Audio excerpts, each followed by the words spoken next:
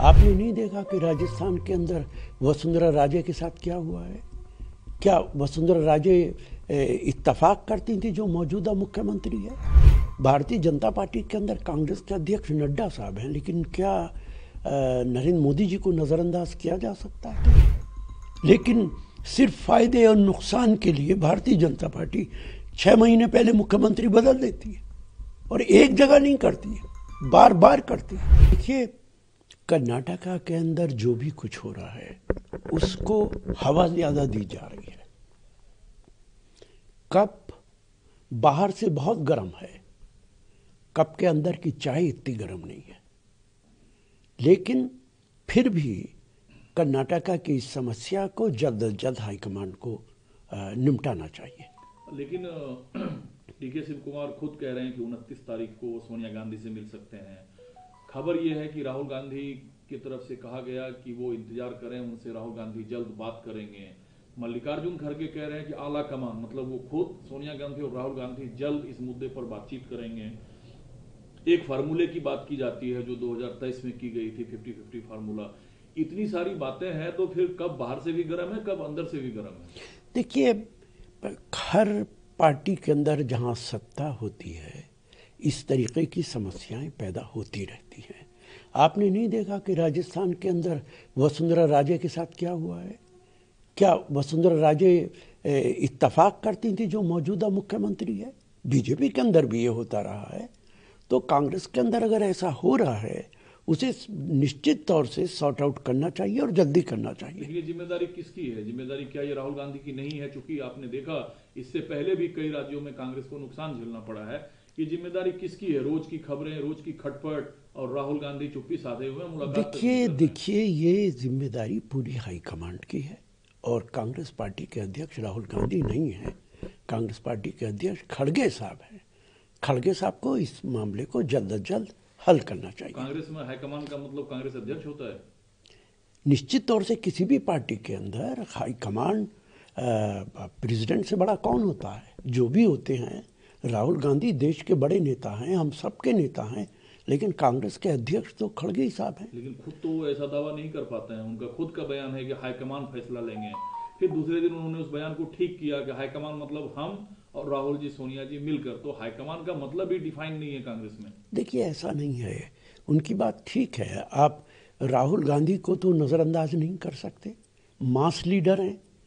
Bharatiya Janata party के अंदर कांग्रेस के अध्यक्ष नड्डा साहब हैं, लेकिन क्या नरेंद्र मोदी जी को नज़रअंदाज किया जा सकता है? नहीं किया जा सकता। जब आप कहेंगे बीजेपी के हाईकमान, तो उसमें नड्डा साहब भी आएंगे, मोदी साहब का नाम भी आएगा, अमित शाह जी का भी आएगा। तो आपको लगता है कि जैसा खड़गे साहब ने कहा कि हम तीनों बैठने वाले हैं इस मुद्दे को सुलझाने के लिए, तो मुद्दा सुलझा लिया जाएगा या नया सीएम आपको लगता है देखने को मिलेगा कर्नाटका को? जो फार्मूला है, क्योंकि एक बोकालिंगा मठ के धर्मगुरु ने यह जताया है कि डीके शिव कुमार को मुख्यमंत्री अब बनना चाहिए, क्योंकि डीके शिव कुमार भी बोकालिंगा कम्युनिटी को बिलोंग करते हैं। देखिए, मुझे तो ऐसा लगता है कि हाईकमांड की जरूरत ही नहीं। आप ही ने इस समस्या का समाधान निकाल लिया है। हाईकमांड को बैठने दीजिए, सुनने दीजिए, उस फैसला हाईकमांड करेगा। जो भी करेगा दोनों पक्षों को सुनेगा, जो अगर किसी को कोई इतराज है उसकी बात सुनेगा और उसके बाद फैसला हो जाएगा। एक सवाल इससे जुड़ा और है। एक विधायक ने यह सवाल उठाया कि मुख्यमंत्री को विधायक चुनता है, सीएलपी चुनता है, तो क्या सिद्धारमैया चुने नहीं गए थे विधायकों के द्वारा? अगर वो विधायकों के द्वारा चुने गए थे तो फिर मुख्यमंत्री की जरूरत कहाँ है? फिर तो मुख्यमंत्री हैं वो। ये तो बड़ा टेक्निकल सवाल है। देखिए, हर प्रांत के अंदर असेंबली के मेंबर्स ही मुख्यमंत्री को चुनते हैं, वो कोई भी राजनीतिक दल हो। बीजेपी कितनी बार अपने मुख्यमंत्रियों को बदल देती है चुनाव से पहले पहले। चुने हुए तो वो भी एमएलए से होते, लेकिन सिर्फ फायदे और नुकसान के लिए भारतीय जनता पार्टी 6 महीने पहले मुख्यमंत्री बदल देती है और एक जगह नहीं करती है, बार बार करती है। तो इसलिए पार्टी अपनी जिम्मेदारी अदा करती है।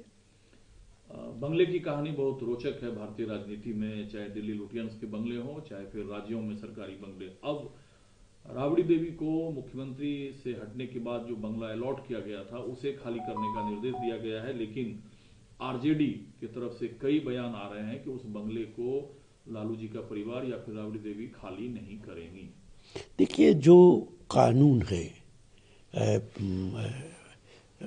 पार्लियामेंट के अंदर पास हुआ हुआ कानून है, जो प्रीमिसेस एक्ट है उसके मुताबिक, जो भी कानून के मुताबिक गैर कानूनी तौर से मकान में रह रहा है उसे खाली कर देना चाहिए। मुझे बिहार की पूरी मालूमात नहीं है कि वो किस हैसियत से वहाँ रह रही हैं, लेकिन ऐसा भी बहुत जगह होता है कि फॉर्मर चीफ मिनिस्टर को एक मकान अलॉट किया जाता है। यूपी के अंदर इस तरीके की कानूनी प्रोविज़न मौजूद है, तो लेकिन कानून से बाहर जाकर इस तरीके का कदम पॉलिटिकल लोगों को नहीं उठाना चाहिए। सुप्रीम कोर्ट के एक फैसले में इस बात का जिक्र है कि जो फॉर्मर चीफ मिनिस्टर हैं